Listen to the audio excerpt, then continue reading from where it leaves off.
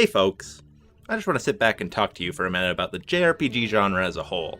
Because honestly, there's just so many great games out there to talk about. But every once in a while, little niggles seem to pop up. Things like gratuitous fan service, poor writing, repetitive gameplay, shitty level design, generic cliches constantly popping up, clone after clone after clone of the same game getting constantly released. Okay, there's a lot of problems with JRPGs, but one place that I feel like JRPGs have always held strong is in the character department. Of course, I don't mean every game has great characters. God knows they love recycling the same tropes over and over again. I just mean that in JRPGs in general, usually a lot of time is devoted to fleshing out the characters. So one thing that always got me was just why are JRPGs so bad at making good villains? There are a few. There's definitely a couple villains out there that are really well written. But the amount of good villains that I find always feels dwarfed by the sheer amount of boring villains that I can list off. It doesn't help that one of the biggest tropes that always happens in JRPGs is you fight one villain for 90% of the game, and then the final boss is some random god that you haven't met up till now. Like, let's start with one of my favorite series of all time, as you can probably guess, Persona. Whether it be Pandora, Nyarlathotep, Nyx, that weird eyeball thing, or Yaldabaoth, they're all just some subconscious being created by humanity to destroy humanity. With like a little bit of variation, but you get the point. Some of them have some interesting aspects. I mean, Nyarlathotep and Nyx have a bit of a backstory to them at least. But for each one, 90% of the game is spent fighting some other major antagonist. And when it comes to these guys, I mean, they do have their moments. Strega is alright, and Adachi could even be called a good villain. Then you get characters like Akutsuki, who basically just showed up, executed their evil plan, and then died. Or Akechi and Shido, who are just so much wasted potential. But even then, no matter whether those characters are good or bad, the final fight just feels disconnected from the rest of the game.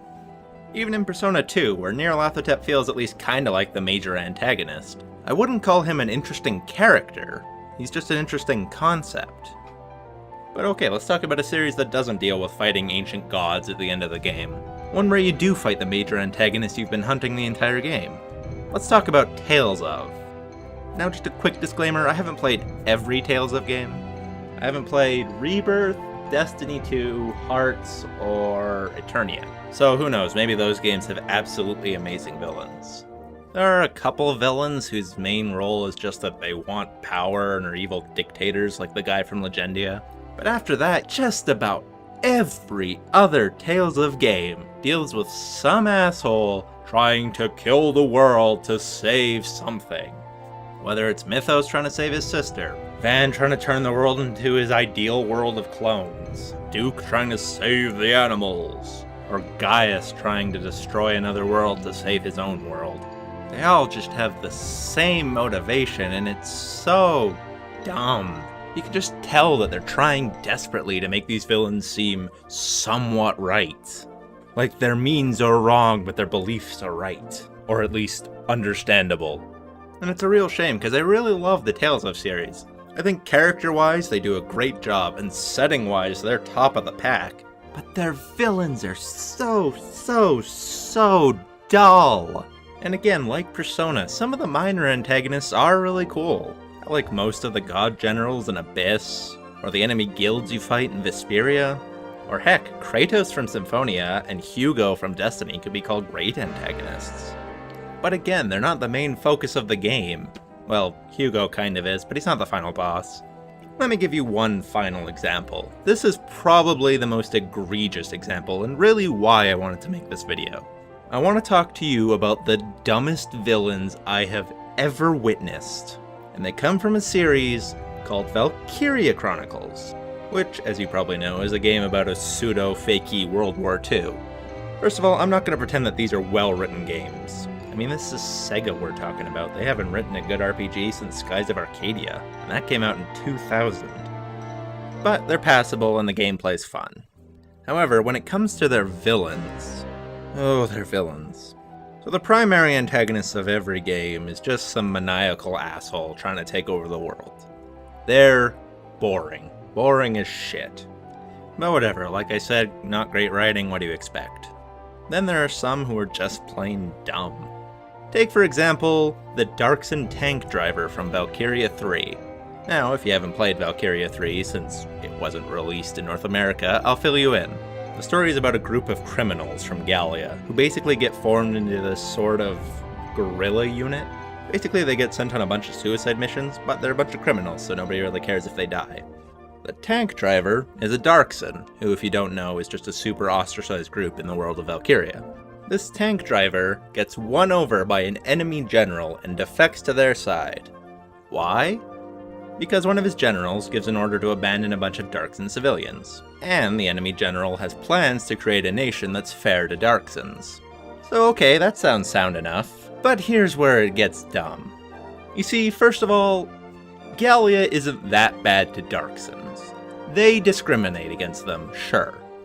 But it's kind of like being a person of Jewish descent in World War II Germany versus a person of Jewish descent in World War II Britain.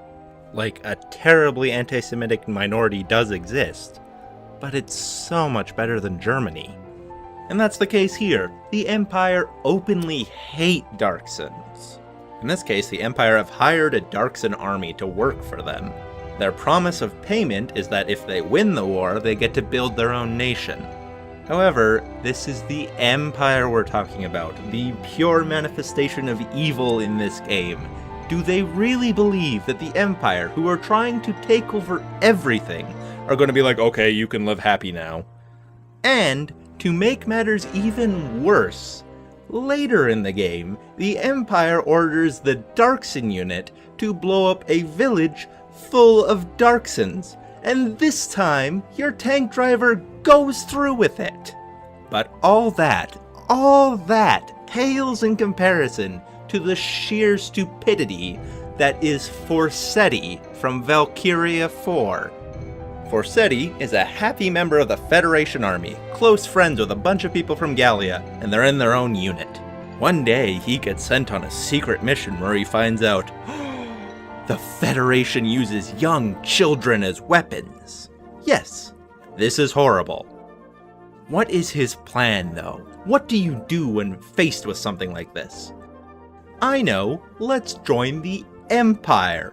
The Empire who uses slave labor and drugs to torment girls into awakening to the Valkyrie gene. Turn against all your friends, your loved ones, your family, your literal sister in the army, in order to fight back so you can save a group of maybe 24 little girls. But that's not even it! As the game goes on, you find that he doesn't even really care about the group of girls. He just wants to save one girl, one specific girl, spirit her away with his sister, and go live somewhere happy and war-free. To accomplish this, he kills thousands of Federation soldiers, thousands of Imperial soldiers. He doesn't care about all the weird psychedelic drugs that the other evil guy is using on his weird slave girls. The man is criminally insane and probably a pedophile. But to put the cherry on top, when he dies, when we put a bullet in his stupid face, we are meant to feel bad. We are meant to feel that, oh, he's made all these wrong decisions, but he was our friend. It could have been so different. No, the guy is a psychotic freak and deserved to be shot the moment he was found. Okay, sorry about that.